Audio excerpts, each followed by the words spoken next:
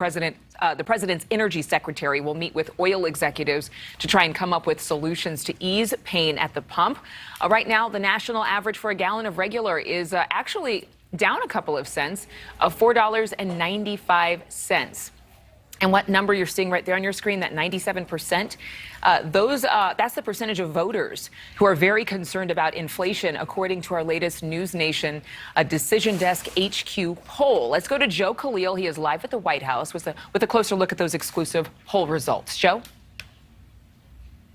Adrienne, good morning. And that's really the heart of what we found in our new exclusive NewsNation polling, is that Americans' fears about inflation are at an all-time high, and that most of them do blame this president and the White House for not handling the situation. Meantime, the White House is pointing the finger at the oil companies, saying they need to produce more to bring prices at the pump down.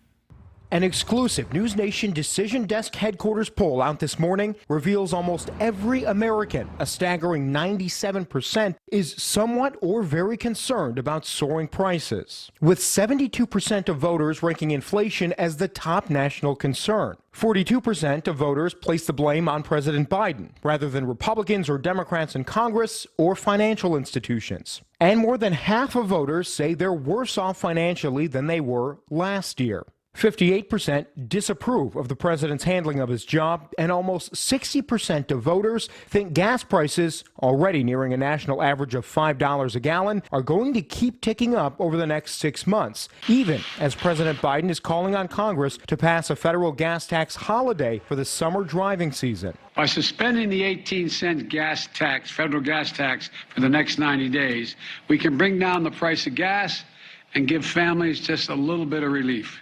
It doesn't reduce all the pain, but it would be a big help.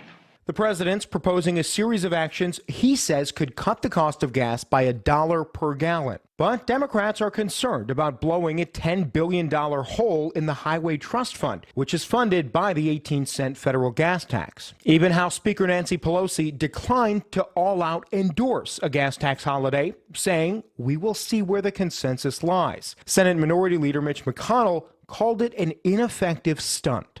Meanwhile, Energy Secretary Jennifer Granholm is gearing up to put the pressure on U.S. oil companies, set to meet with 7 CEOs today.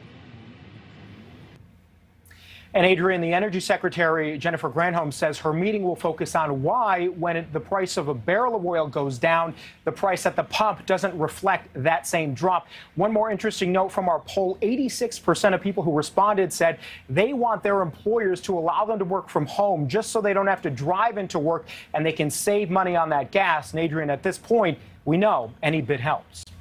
Thank you for watching. Go to newsnationnow.com to find NewsNation on your television provider. And don't forget to click the red subscribe button below to get more of NewsNation's fact-driven, unbiased coverage.